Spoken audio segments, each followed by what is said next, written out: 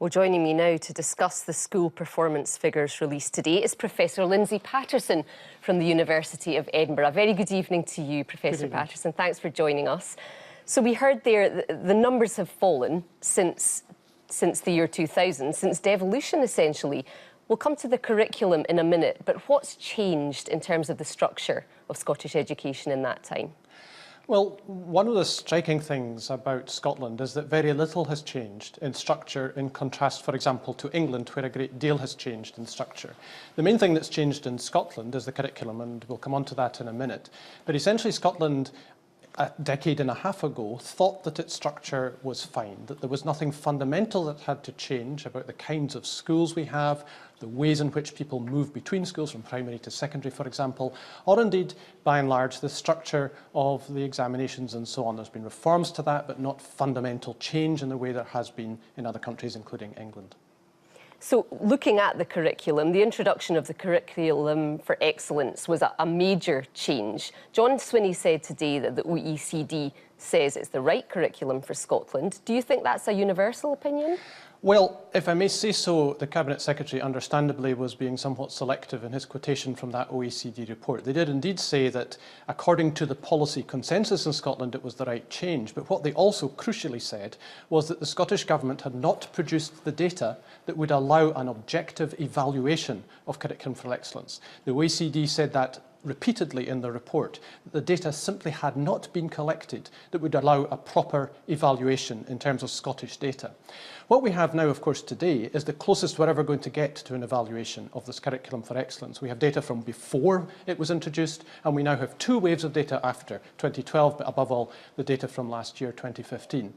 And in every respect, Scottish education is declining according to these measures. Now, there's other things that have changed, but the glaring thing that has changed in Scotland and not, for example, changed in England, where there's been no such decline, is curriculum for excellence. So if curriculum for excellence is not the explanation of decline, I think the onus is on the government to explain what is the explanation of the decline. I can't think of one.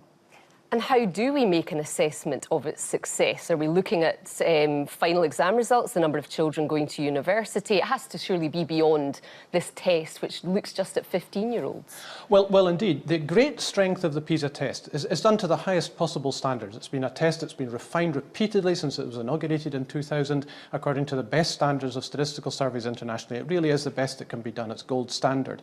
And the great advantage of it is it's done on a comparable basis in lots of countries. The problem about relying only, for example, on Scottish exams, is that they are always open to the fear that the standards of the exams themselves have been changing in response to the curricular changes, and that there are other changes going on that might possibly have meant that what we're expecting our students to learn in school is actually weakening. And when we have an objective external assessment like these PISA things that show Scottish attainment according to the same test as in other countries is declining, then we do, I think, have to face up to the possibility that we are not asking enough of our 15-year-olds. We should be challenging them more, as they do in other countries, including in some other parts of the UK. But of course, one of the ideas of the curriculum for excellence was this more modern, more holistic approach, teaching children to think for themselves rather than being prescriptive, feeding them information that they then essentially just regurgitate. Is that failing to happen just now? It clearly is failing according to these tests. Incidentally, by the way, Curriculum for Excellence said that the things it would be teaching children are about real-life skills as opposed to apparently or allegedly arid academic knowledge. The whole point about the PISA study is that it assesses real-life skills. It's clear that the real-life skills of Scottish children are not doing particularly well. So maybe, in fact, Curriculum for Excellence has got the whole thing wrong. Maybe the best way of preparing children for real life is actually to teach them quite traditional academic skills, ways of thinking, concepts, the traditional subjects that human beings have evolved over the centuries. Maybe that's the way to engage with real life, not a rather Mickey Mouse approach to cross-curricular themes and all sorts of other projects that actually are kind of beside the point at that age. Some have criticised it, saying that teachers are unclear of what their role in this is, what they should actually be teaching children. We also had the Macron Agreement 15 years ago, which was supposed to revolutionise teaching. It was supposed to improve their conditions, raise their pay, give them more classroom time. Where do you think teaching is sitting at the moment within this whole big debate and this effort to raise attainment? Well, teachers is the only way forward. You can't change an education system without bringing the teachers with you, without working closely with teachers. And the Scottish Government appreciates that, and John Swinney has said that again today, and that's all very commendable. But the problem about Curriculum for Excellence is that it claimed to devolve responsibility for the curriculum to individual teachers and schools. But teachers, especially in primary school, can't expect to have to reinvent the curriculum entirely for themselves.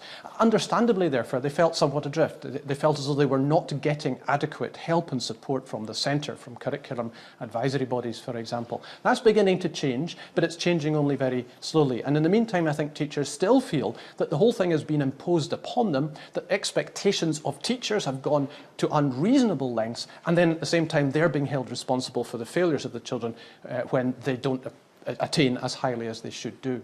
And there are regional variations as well. Is there any solution, do you think, in trying to have a central answer to some of these issues rather than leaving local authorities to solve some of these problems themselves? Yes, indeed. I mean, the reason for standardisation across a country, Scotland or any other country, is of course about equal opportunities. We would want children to have access to the same curriculum and the same kind of quality of teaching and the same exams in one part of Scotland and in another part of Scotland. And too much devolution of curricular responsibility of what's taught could risk dividing Scotland and creating better opportunities in one place than in another. So we have to be very careful indeed about going too far down the road of decentralisation. Yes, decentralisation in interpreting standard guidelines, but the guidelines have to be standard for the system as a whole to be fair.